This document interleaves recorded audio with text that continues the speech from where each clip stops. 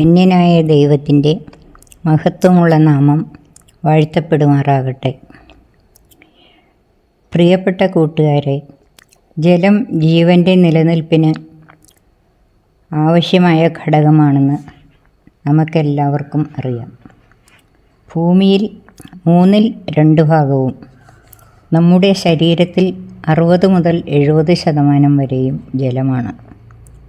ഇതിൽ നിന്നും ജലത്തിൻ്റെ പ്രാധാന്യം നമുക്ക് മനസ്സിലാവുന്നു. എന്നാൽ കുടിവെള്ളമായി ഉപയോഗിക്കാവുന്ന ജലത്തിൻ്റെ ലഭ്യത കുറഞ്ഞു വരികയാണ്. മനുഷ്യൻ്റെ സ്വാർത്ഥ താൽപ്പര്യങ്ങൾ നിമിത്തം പരിസ്ഥിതിയുടെ സന്തുലിതാവസ്ഥ തന്നെ തകരാറിലാകുന്നു.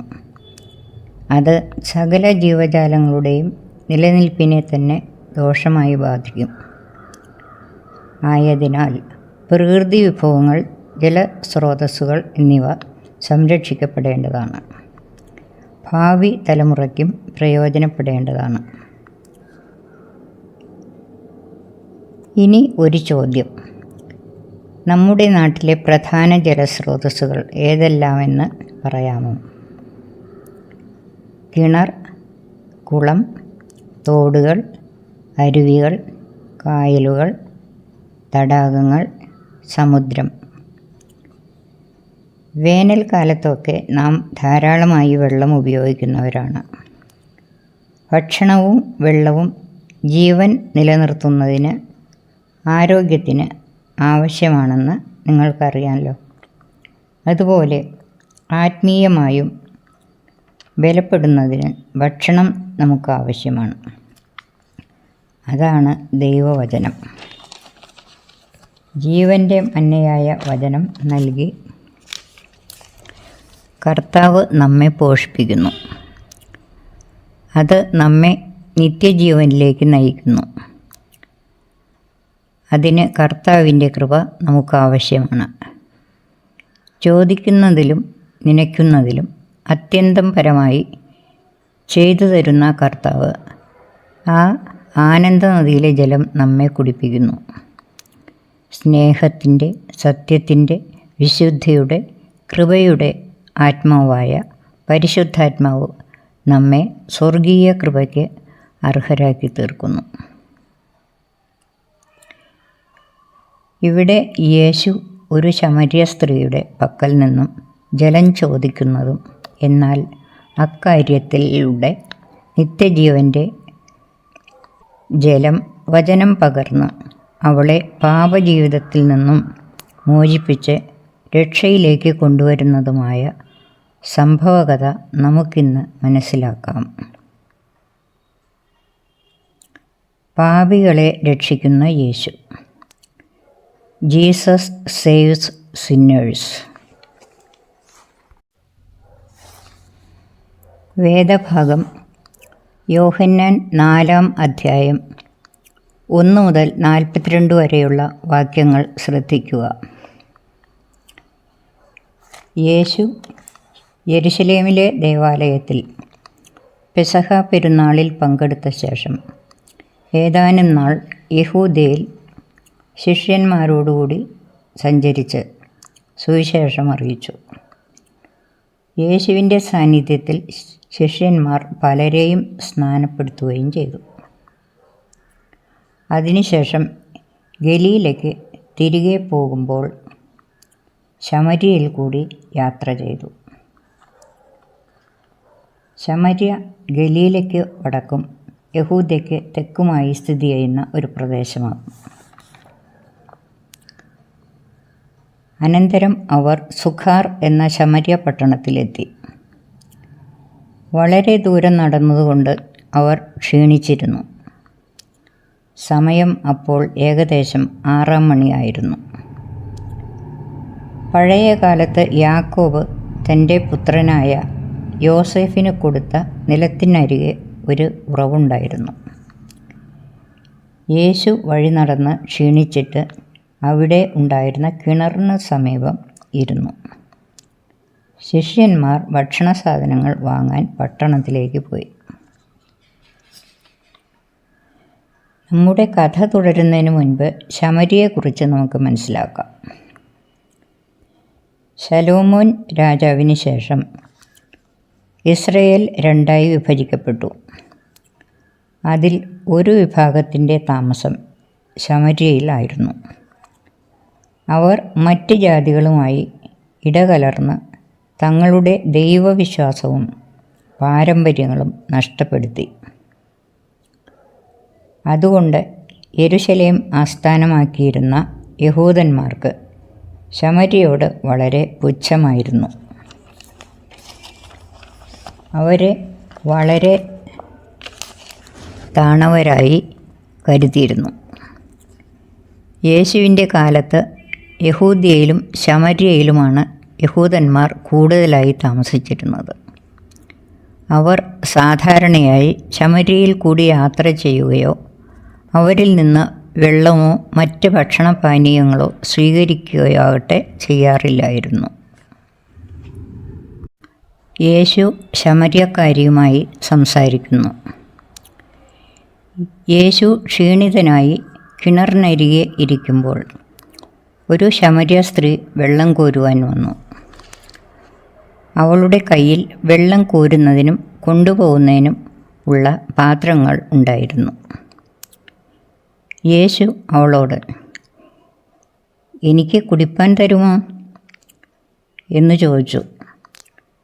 യേശു ഒരു യഹൂദൻ ആണെന്ന് വേഷം കൊണ്ടും സംസാരം കൊണ്ടും അവൾ മനസ്സിലാക്കി. അവൾ അല്പം പരിഭ്രമിച്ചു. ശമര്യരെ താണവരായി ഗണിക്കുന്ന യഹൂദ വിഭാഗത്തിൽപ്പെട്ട ഒരു അപരിചിതൻ തന്നോട് വെള്ളം ചോദിച്ചതിൽ ഇഷ്ടക്കേട് തോന്നിക്കാണും. ശമര്യ സ്ത്രീ യേശുവിനോട്, "നീ യഹൂദനായിരിക്കെ ശമര്യക്കാരത്തിയായ എന്നോട് കുടിപ്പാൻ ചോദിക്കുന്നത് എങ്ങനെ?" എന്ന് പറഞ്ഞു. യഹൂദന്മാർക്കും ശമര്യക്കാർക്കും തമ്മിൽ സമ്പർക്കമില്ല എന്നിപ്രകാരം പറഞ്ഞു. അവൾ ജാതി അഥവാ മതവ്യത്യാസം പറഞ്ഞ് ഒഴിഞ്ഞു മാറാൻ ശ്രമിക്കുകയായിരുന്നു. എന്നാൽ യേശു തന്നെ അവൾക്ക് വെളിപ്പെടുത്തി കൊടുക്കുവാൻ തക്കവണ്ണം സംഭാഷണം തുടർന്നു. "നീ ദൈവത്തിൻ്റെ ദാനവും നിന്നോട് കുടിപ്പാൻ ചോദിക്കുന്നവൻ ആരെന്നും അറിഞ്ഞുവെങ്കിൽ നീ അവനോട് ചോദിക്കുകയും അവൻ ജീവനുള്ള വെള്ളം നിനക്ക് തരികയും ചെയ്യുമായിരുന്നു." ജീവനുള്ള വെള്ളം എന്നതിൻ്റെ അർത്ഥം അവൾക്ക് മനസ്സിലായില്ല. യഹൂദ പ്രമാണിയായ നിക്കോദമോസിനു പോലെ ഇവളും ആത്മീകവും ഭൗതികവും തമ്മിൽ കൂട്ടിക്കലർത്തി യേശുവിനോട് ചോദിക്കുകയാണ്, "യജമാനെ, നിനക്ക് കോരുവാൻ പാത്രമില്ലല്ലോ. കിണർ ആഴമുള്ളതാകുന്നു. പിന്നെ ജീവനുള്ള വെള്ളം നിനക്ക് എവിടെ നിന്ന്? നമ്മുടെ പിതാവായ യാക്കോബിനേക്കാൾ നീ വലിയവനോ? അവനാകുന്നു ഈ കിണർ ഞങ്ങൾക്ക് തന്നത്. അവനും അവൻ്റെ മക്കളും മൃഗങ്ങളും ഇതിലെ വെള്ളം കുടിച്ചു പോന്നു" എന്ന് പറഞ്ഞു. സുവിശേഷം അംഗീകരിക്കുന്നതിന് പലർക്കും തടസ്സമായി ഇന്നും നിലനിൽക്കുന്നത് തങ്ങളുടെ പിതാക്കന്മാരുടെ അനുഭവങ്ങളിൽ നിന്നും മെച്ചമായി ഒന്നുമില്ലെന്നുള്ള ചിന്താഗതിയാണ്. യേശു അവളോട്, "ഈ വെള്ളം കുടിക്കുന്നവനെല്ലാം പിന്നെയും ദാഹിക്കും. ഞാൻ കൊടുക്കുന്ന വെള്ളം കുടിക്കുന്നവനോ ഒരു നാളും ദാഹിക്കയില്ല. ഞാൻ കൊടുക്കുന്ന വെള്ളം അവനിൽ നിത്യജീവങ്കിലേക്ക് പൊങ്ങിവരുന്ന നീരുറവയായിത്തീരും" എന്ന് ഉത്തരം പറഞ്ഞു. സ്ത്രീ യേശുവിനോട്, "യജമാനെ, എനിക്ക് ദാഹിക്കാതെയും ഞാൻ കോരുവാൻ ഇവിടത്തോളം വരാതെയും ഇരിക്കേണ്ടതിന് ആ വെള്ളം എനിക്ക് തരണം" എന്ന് പറഞ്ഞു. അവളുടെ പാപാവസ്ഥ ബോധ്യപ്പെടുത്തേണ്ടതിന് യേശു അവളോട്, "പോയി ഭർത്താവിനെ വിളിച്ചുകൊണ്ടുവരിക" എന്ന് പറഞ്ഞു. "എനിക്ക് ഭർത്താവില്ല" എന്ന് സ്ത്രീ യേശുവിനോട് ഉത്തരം പറഞ്ഞതിന്, "എനിക്ക് ഭർത്താവില്ല എന്ന് നീ പറഞ്ഞത് ശരി. 5 ഭർത്താക്കന്മാർ നിനക്കുണ്ടായിരുന്നു. ഇപ്പോഴുള്ളവനോ ഭർത്താവല്ല. നീ പറഞ്ഞത് സത്യം തന്നെ എന്ന് യേശു പറഞ്ഞു. അവളുടെ രഹസ്യങ്ങൾ എല്ലാം അറിയാവുന്ന ഒരു പ്രവാചകനാണ് യേശു എന്ന് അവൾ മനസ്സിലാക്കി. എങ്കിലും ആരാധനാ സ്ഥലത്തെ സംബന്ധിക്കുന്ന ഒരു പ്രശ്നം ഉന്നയിച്ചുകൊണ്ട് അവൾ ഒഴിഞ്ഞു മാറാൻ ശ്രമിച്ചു. ഞങ്ങളുടെ പിതാക്കന്മാർ ഈ മലയിൽ നമസ്കരിച്ചു വന്നും നമസ്കരിക്കേണ്ടുന്ന സ്ഥലം യെരുശലേമിൽ ആകുന്നു എന്നും നിങ്ങൾ പറയുന്നു എന്നു പറഞ്ഞു. ആരാധനാ സ്ഥലം അഥവാ സഭാവിഭാഗം സംബന്ധിച്ചുള്ള തർക്കങ്ങൾ ഇന്നും അനേകരെ രക്ഷകനിൽ നിന്നും അകറ്റി നിർത്തുന്നു. അപ്പോൾ ആരാധനയെ സംബന്ധിച്ച ശരിയായ ഉപദേശം യേശു ലോകത്തിന് നൽകി. യേശു അവളോട്, സ്ത്രീയെ, എൻ്റെ വാക്ക് വിശ്വസിക്കുക. നിങ്ങൾ പിതാവിനെ നമസ്കരിക്കുന്നത് ഈ മലയിലും അല്ല, യെരുശലേമിലും അല്ല എന്നുള്ള നാഴിക വരുന്നു. നിങ്ങൾ അറിയാത്തതിനെ നമസ്കരിക്കുന്നു, ഞങ്ങൾ അറിയുന്നതിനെ നമസ്കരിക്കുന്നു. രക്ഷ യഹൂദന്മാരുടെ ഇടയിൽ നിന്നല്ലോ വരുന്നത്. സത്യനമസ്കാരികൾ പിതാവിനെ ആത്മാവിലും സത്യത്തിലും നമസ്കരിക്കുന്ന നാഴിക വരുന്നു. തന്നെ നമസ്കരിക്കുന്നവർ ഇങ്ങനെയുള്ളവർ ആയിരിക്കണം എന്ന് പിതാവ് ഇച്ഛിക്കുന്നു. ദൈവം ആത്മാവാകുന്നു. അവനെ നമസ്കരിക്കുന്നവർ ആത്മാവിലും സത്യത്തിലും നമസ്കരിക്കണം. സ്ത്രീ യേശുവിനോട്, മശിഹ എന്നുവെച്ചാൽ ക്രിസ്തു വരുന്നു എന്ന് ഞാൻ അറിയുന്നു. അവൻ വരുമ്പോൾ സകലതും അറിയിച്ചു തരും എന്നു പറഞ്ഞു. യേശു അവളോട്, നിന്നോട് സംസാരിക്കുന്ന ഞാൻ തന്നെ മശിഹ എന്നു പറഞ്ഞു. അപ്പോൾ അവളുടെ ഉൾക്കണ്ണുകൾ തുറക്കപ്പെട്ടു. യേശുവിനെ ആദ്യം യഹൂദനായും പിന്നീട് യജമാനനായും അനന്തരം പ്രവാചകനായും കരുതിയ ശമര്യക്കാരി ഇപ്പോൾ മശിഹ ആയും, അതായത് ലോകത്തിൻ്റെ രക്ഷിതാവായും കണ്ടെത്തിയ സന്തോഷത്തോടെ അവളുടെ പാത്രം കിണറ്റിനരികെ വെച്ചിട്ട് അവൾ പട്ടണത്തിലേക്ക് ഓടി എല്ലാവരോടും യേശുവിനെക്കുറിച്ച് പറഞ്ഞു. ആ സ്ത്രീയിൽ വലിയ മാറ്റം വന്നതുകൊണ്ട് പട്ടണക്കാർ യേശുവിൻ്റെ അടുക്കൽ ഓടിയെത്തി. യേശുവിനെ കാണുകയും കർത്താവിൻ്റെ ഉപദേശങ്ങൾ കേൾക്കുകയും ചെയ്തു. അവരിൽ അനേകം പേർ യേശുവിൽ വിശ്വസിച്ചു രക്ഷിക്കപ്പെട്ടു. അവരുടെ അപേക്ഷപ്രകാരം യേശുവും ശിഷ്യന്മാരും 2 ദിവസം അവിടെ താമസിക്കുകയും ചെയ്തു. അനന്തരം ശമര്യക്കാരി സ്ത്രീയും മറ്റ് ശമര്യരും ദൈവത്തെ ആത്മാവിലും സത്യത്തിലും ആരാധിക്കുന്ന ദൈവമക്കളായി തീർന്നു.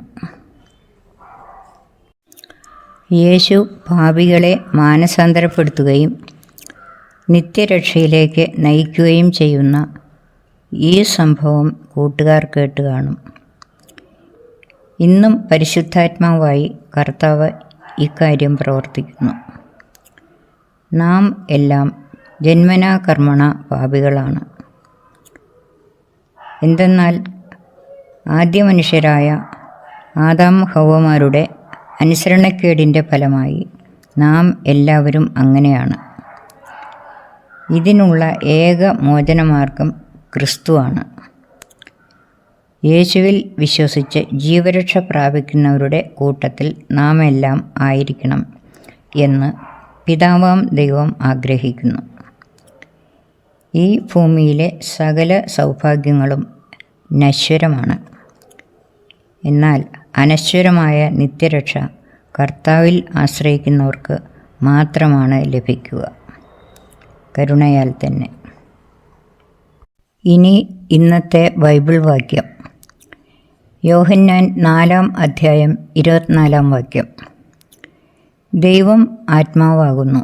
അവനെ നമസ്കരിക്കുന്നവർ ആത്മാവിലും സത്യത്തിലും നമസ്കരിക്കണം.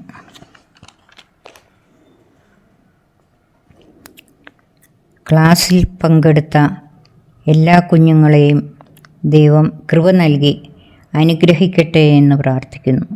സ്തോത്രത്തോടെ ആമേൻ.